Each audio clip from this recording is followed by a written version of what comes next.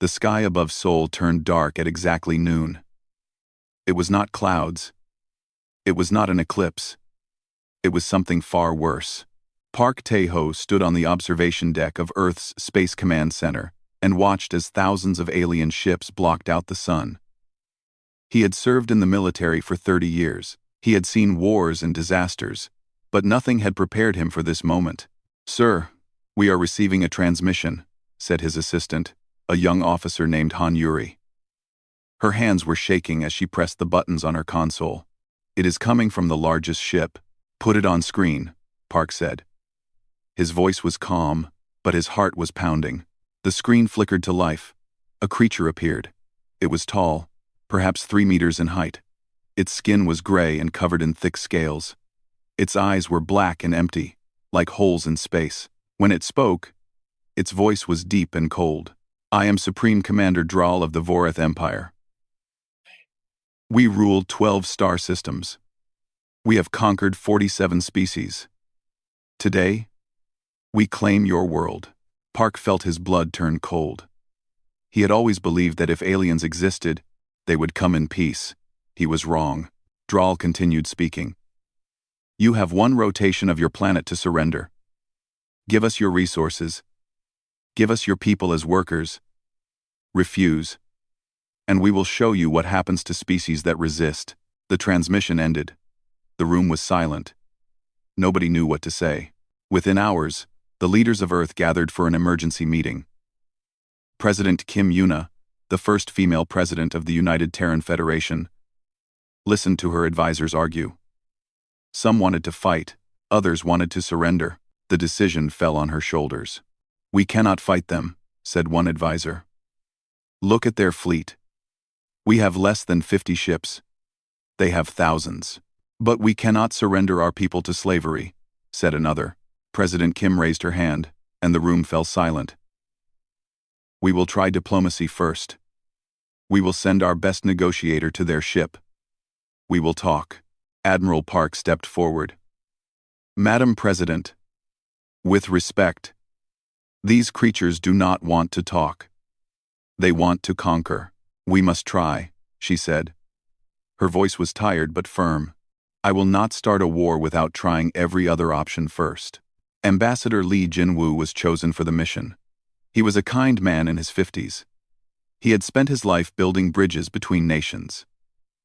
Now, he would try to build a bridge between species. Park watched as Lee's shuttle flew toward the massive Vorath flagship. He had a bad feeling in his stomach. Something was wrong. He could feel it. "Admiral," Han Yuri said quietly, "I am detecting a broadcast signal. The Vorath are transmitting something to the entire galaxy." Park's eyes went wide. "What are they transmitting?" Before she could answer, every screen on Earth flickered. Every phone, every television, every computer showed the same image. Ambassador Lee stood in the middle of a large chamber, surrounded by Vorath soldiers. Dral's voice echoed across the world. "Humans of Earth, watch carefully. This is what happens to those who try to negotiate with the Vorath Empire." A soldier stepped forward. In one swift motion, he cut Ambassador Lee down. The kind man who had spent his life seeking peace fell to the ground and did not move again. Park heard screams around him.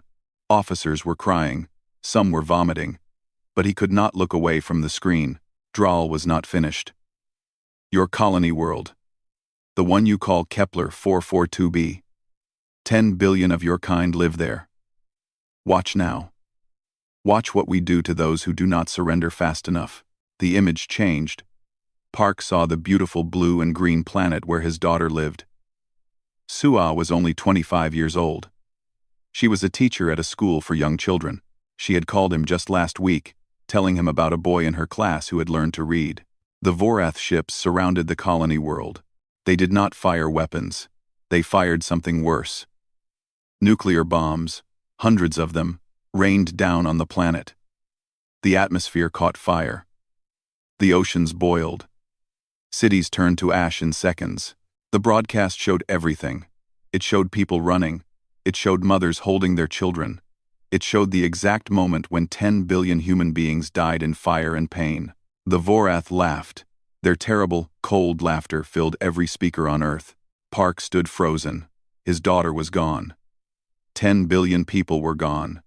And the monsters who did it were laughing. The broadcast lasted 47 minutes. 47 minutes of death. 47 minutes of suffering. 47 minutes of alien laughter. When it finally ended, Earth was silent. The whole world was silent. President Kim collapsed in her chair. Her face was white as paper. Tears ran down her cheeks. But she made no sound. Park looked around the command center. He saw broken people everywhere. He saw fear. He saw despair. He saw defeat. But something else was growing inside him. Something hot and dark. It started in his chest and spread through his entire body. It burned away his grief. It burned away his fear. It left only one thing behind: rage. He walked to the center of the room. His boots echoed on the floor. Every eye turned to him. "Listen to me," he said. His voice was quiet. But everyone heard him. "They think they have broken us. They think we will surrender now. They think we will crawl to them and beg for mercy." He paused. His hands closed into fists. "They are wrong." President Kim looked up at him. Her eyes were empty. "What can we do? You saw their fleet. You saw what they did. What can we possibly do?" Park met her eyes. "We can fight. We can show them what happens when you hurt humanity." "How?" someone asked. Park turned to face the screens that still showed the burning remains of their colony world. "We have weapons. Weapons we swore never to use. Weapons so terrible that we locked them away and promised ourselves we would never touch them again." He thought of his daughter. He thought of her smile. He thought of the children in her classroom who would never grow up. "Wake the sleeping dragon," he said. Nobody asked what he meant. They all knew. Deep beneath the mountains of every nation, there were secrets. Dark secrets. Weapons designed to destroy worlds. Weapons humanity had created in its darkest hours, and then hidden away in shame. The Vorath had killed 10 billion people and broadcast it for entertainment. Now, humanity would show them what true monsters looked like. The age of human mercy was over. The age of vengeance had begun. Earth went dark. Every satellite was turned off. Every radio signal was silenced. Every communication with the outside galaxy was cut. The Vorath Empire watched and waited for the humans to surrender. They waited for the begging to begin. They waited for 3 days. Nothing came. Supreme Commander Draal sat on his throne aboard the flagship and laughed with his officers. "The humans are broken," he said. "They are probably fighting among themselves now. These primitive species always do.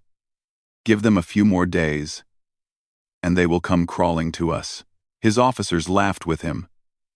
They had seen this happen 47 times before. Every species reacted the same way. First came shock. Then came fear. Then came surrender. But on Earth, something very different was happening. Admiral Park Tae-ho stood before the United Council of Nations. Every leader on Earth was present. For the first time in human history, there were no arguments. There were no disagreements. There was only cold, unified purpose. "We have 72 hours before the Vorath attack Earth," Park said. "We cannot defend against their full fleet with our current weapons. But we do not need to defend. We need to attack." A general from Europe raised his hand. "Attack? With what?" "We have 47 ships. They have over 3,000. Park nodded. "That is why I am asking permission to activate Project Prometheus." The room went silent. Everyone knew about Project Prometheus. It was humanity's darkest secret. 20 years ago, a team of scientists had discovered how to create artificial black holes. The weapons they designed could collapse space itself. A single missile could destroy hundreds of ships in 1 second. The weapons were so terrible that every nation had agreed to lock them away forever. They were never supposed to be used. President Kim Yuna stood up slowly. The color had returned to her face, but her eyes were different now. They were hard and cold like steel. "I am giving you full authority, Admiral Park. Wake the dragon. Wake everything. Park bowed his head. I will need Dr. Choi Hana. Everyone knew that name too. Dr. Choi was the scientist who had created Project Prometheus. She was 80 years old now. Living alone, in a small house in the mountains, she had spent the last 20 years trying to forget the weapons she had built. Park flew to her home himself. He found her sitting in a garden, surrounded by flowers. Her hair was white, and her hands were wrinkled. But her eyes were sharp and clear. I know why you are here, she said before he could speak. I watched the broadcast. I saw what they did. Then you know what I am asking, Park said. Dr. Choi was quiet for a long moment. A butterfly landed on her finger. She watched it with sad eyes. I built those weapons hoping they would never be used. I wanted them to be a warning, a reminder of what we could become if we lost our humanity. They killed 10 billion people, Park said. His voice cracked. They killed my daughter. Dr. Choi looked at him. A tear rolled down her wrinkled cheek. I know. I am sorry. She stood up slowly. The butterfly flew away. Take me to my laboratory. I will give you your weapons. And may God forgive us all for what we are about to do. Within 12 hours, Dr. Choi had reactivated Project Prometheus. Deep beneath the Rocky Mountains, rows of black missiles hummed with terrible energy. Each one contained a small piece of hell itself. But Park needed more than weapons. He needed soldiers. He needed warriors who were not afraid to die. He found them everywhere. Volunteers came from every country. Millions of people signed up to fight, young and old, men and women, rich and poor. They came because they had lost family on Kepler 442b. They came because they had seen the broadcast. They came because they were human, and humans do not forget. Park built his war council carefully.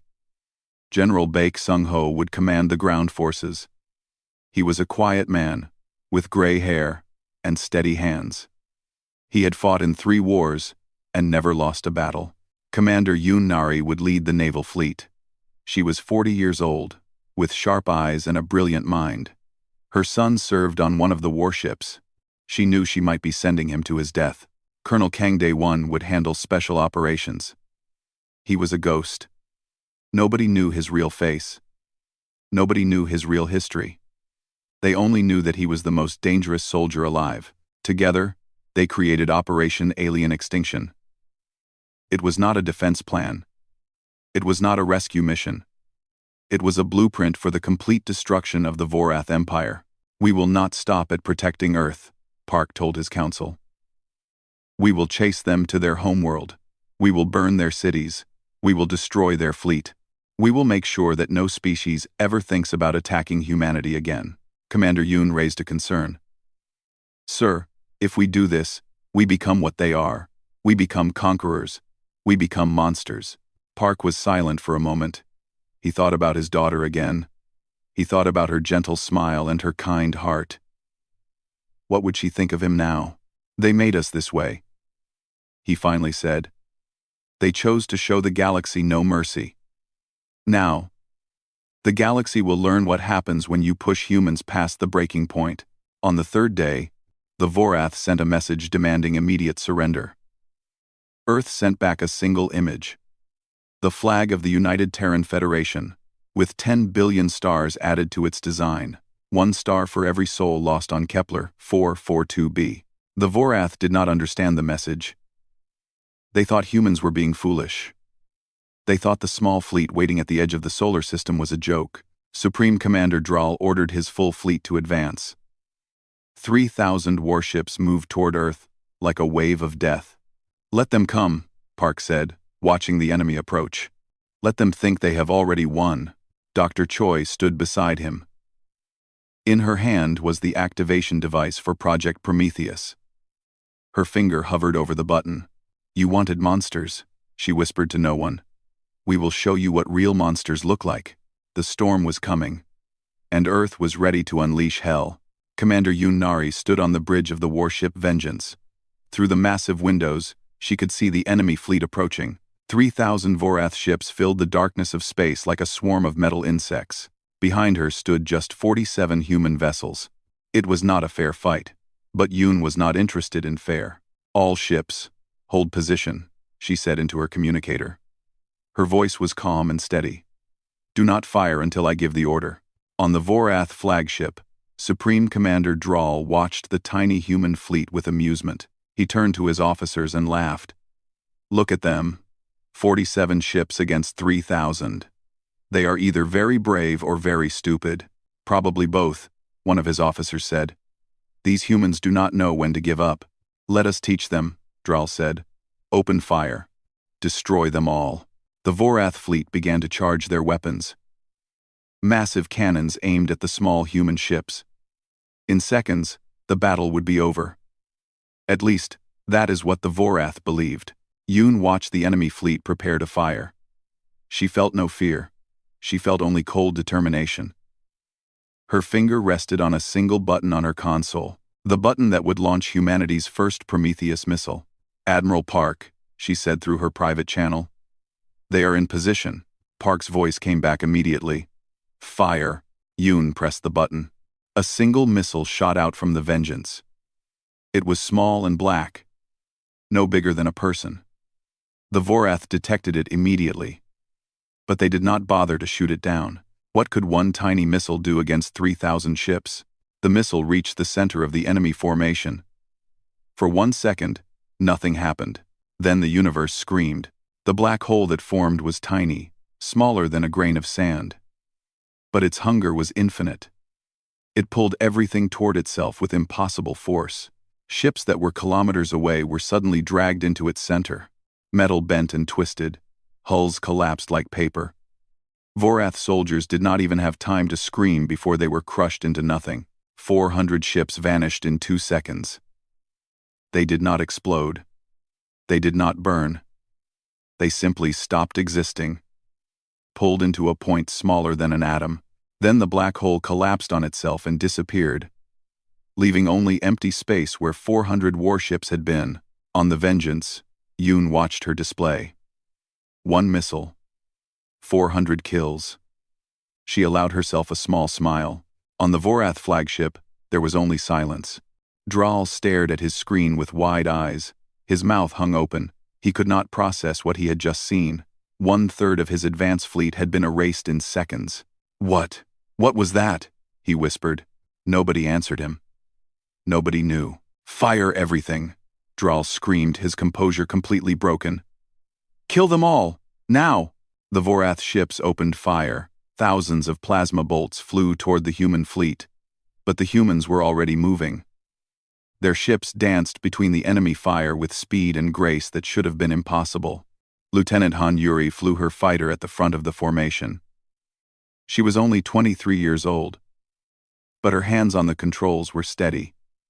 She had lost her entire family on Kepler 442b, her parents, her brothers, her grandmother who used to tell her stories before bed. They were all gone now. All she had left was rage. "First Squadron, follow me," she commanded. "We are going straight down their throats." Her squadron dove into the Vorath formation. They were faster and more agile than the heavy alien ships. While the big vessels fired Prometheus missiles, the fighters picked off enemy ships one by one. Yuri destroyed 17 ships in the first hour. After each kill, she whispered a name. The names of her family. The names of friends. The names of neighbors she had known since childhood. "That one was for Mom," she said as another Vorath cruiser exploded. "And that one was for Dad." The battle raged for 9 hours. The humans fired 12 Prometheus missiles in total. Each one devoured hundreds of enemy ships. The fighters and cruisers handled the rest. When the smoke cleared, not a single Vorath ship remained in the Sol system. Not one. Earth had lost 31 of its 47 ships. Over 4,000 brave men and women had given their lives, but they had killed 3,000 enemy vessels and nearly 2 million Vorath soldiers. Supreme Commander Drawl escaped. In the chaos of battle, he managed to retreat to his personal shuttle and flee toward Vorath space. He ran like the coward he was, but Colonel Kang Dae-won had planned for this. During the battle, his Special Forces team had infiltrated several Vorath ships that were captured instead of destroyed. When Draal fled, Kang's people followed. It took 3 weeks for Draal to reach Vorath Prime, the capital of the Empire. He rushed to the High Council to warn them about the human weapons. He burst through the doors of the council chamber, ready to deliver his desperate message. Colonel Kang was waiting for him. The ghost soldier stood in the center of the chamber, surrounded by the bodies of Vorath guards. His face was hidden behind a black mask. His weapons were covered in alien blood. "Hello, Supreme Commander," Kang said quietly. "You ran very fast, but not fast enough." Draal tried to run, but Kang was faster. In seconds, the mighty conqueror who had killed 10 billion humans was on his knees, hands bound behind his back. "You will not kill me," Draal said, his voice shaking. "I am valuable. I have information." Kang laughed behind his mask. "Kill you? No. That would be too easy." He activated a device on his wrist. "Admiral Park has a message for your empire." Every screen on Vorath Prime flickered. Every communication device in all 12 systems of the Vorath Empire showed the same image. Supreme Commander Draal, conqueror of 47 species, kneeling before a human soldier like a captured animal. Admiral Park's voice echoed across the stars. "People of the Vorath Empire, you showed humanity no mercy. You killed 10 billion of our people and broadcast it for entertainment. Now watch. Watch what happens to your heroes." Kang dragged Draal before the camera. The mighty commander was crying now, begging for his life. "We are coming for you," Park continued. "Every world, every fleet, every soldier. You started this war thinking we were weak. You were wrong. Pray to whatever gods you have. We will not stop until your empire is ashes." The transmission ended, but its message was clear. Humanity was no longer hiding. Humanity was hunting. 3 years passed. 3 years of war. 3 years of fire and blood. Admiral Park Tae-ho stood on the bridge of the Vengeance, now the flagship of a fleet that had grown from 47 ships to 500. He looked older than his 60 years. His hair had turned completely white. His eyes had lost their warmth. He had become something harder, something colder. "Admiral," Commander Yoon said from beside him, "we have reached Vorath 7. Park nodded slowly. Vorath 7 was the 4th largest world in the enemy empire. 10 million soldiers defended it. Behind those soldiers were factories that built weapons and ships. If they destroyed this world, the Vorath would lose their ability to make new warships. "Begin the assault," Park ordered. The human fleet moved like a perfect machine. After 3 years of constant fighting, every captain knew exactly what to do. Every pilot knew every trick. Every soldier had faced death so many times that they no longer feared it. General Baek Sung-ho led the ground invasion. His troops landed on the planet's surface in thousands of dropships. They fought through cities and factories. They pushed through enemy defenses that should have been impossible to break. The Vorath soldiers fought hard. They were strong and brutal. But they had never faced an enemy like this. The humans did not stop. They did not rest. They did not show mercy. When one soldier fell, 2 more took their place. When one squad was destroyed, 3 more advanced. "Why do they not give up?" a Vorath commander screamed as his troops fell back for the 10th time. "They should be broken by now." His question would never be answered. A moment later, Lieutenant Han Yuri's fighter swept across the battlefield and destroyed his position. Yuri had become the most famous pilot in human history. In 3 years, she had shot down over 400 enemy ships. She had painted 10 billion tiny stars on the side of her fighter, 1 for every person who died on Kepler 442b. She called them her memories. But the war was changing everyone. Even Yuri. "Another kill," she reported as the Vorath commander's building collapsed. Her voice was flat and empty. She did not feel victory anymore. She did not feel anything at all. Commander Yoon noticed the change in the young pilot. She noticed the change in everyone. The war was taking something from them, something important, something human. Yoon had her own losses. Her son, who had served on a cruiser called the Hope, had died in the siege of Vorath 3. The ship had been destroyed, protecting a transport full of refugees. Her son had been a hero. But that did not make the pain any less. "Mom," he had said in his last message, "if I do not come back, please remember that I fought for something important.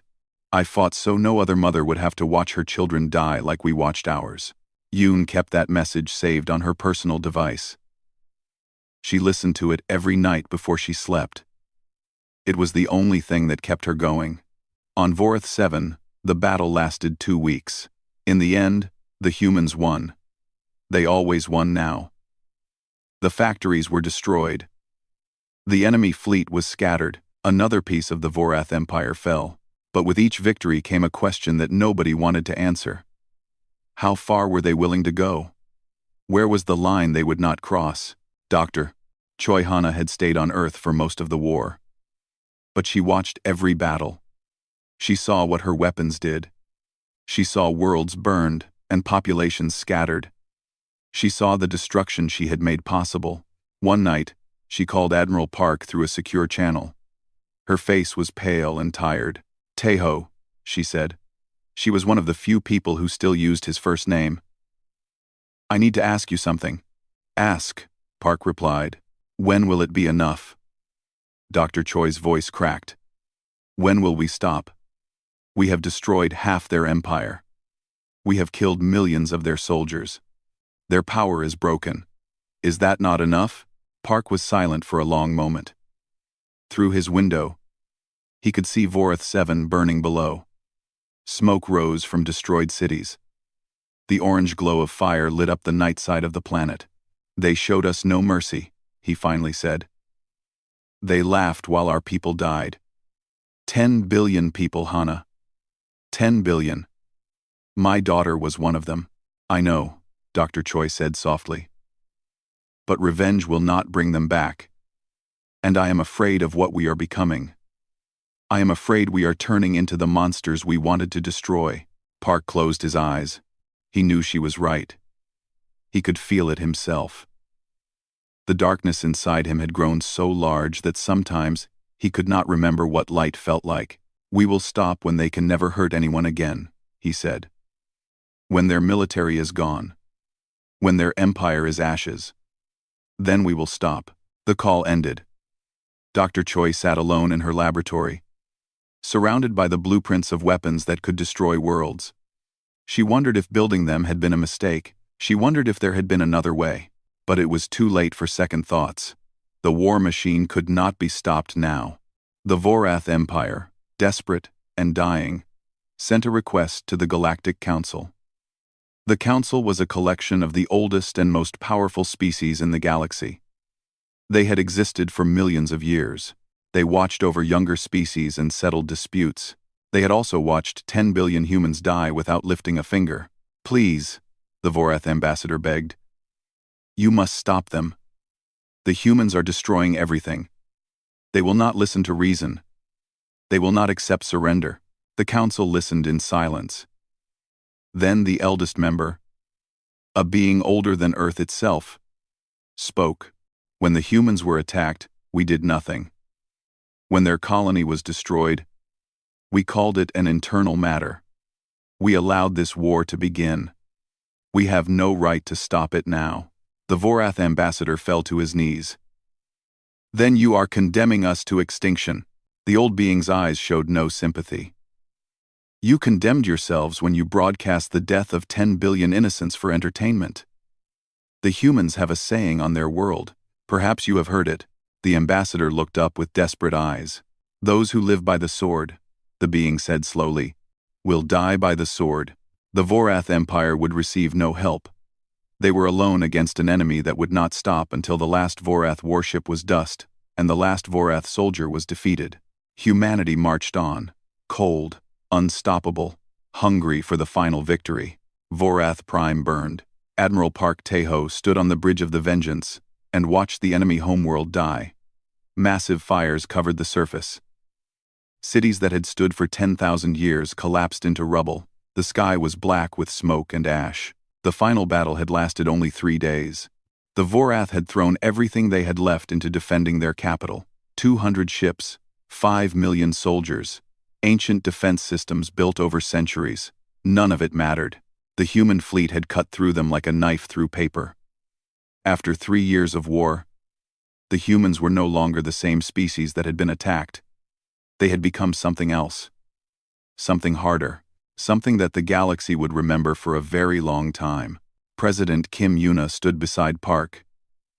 She had aged 20 years in the last 3. Her hair was gray. Her face was lined with worry, but her eyes were clear and strong. "It is time," she said quietly. "Give the order." Park nodded. He activated the fleet-wide communication. "All ships.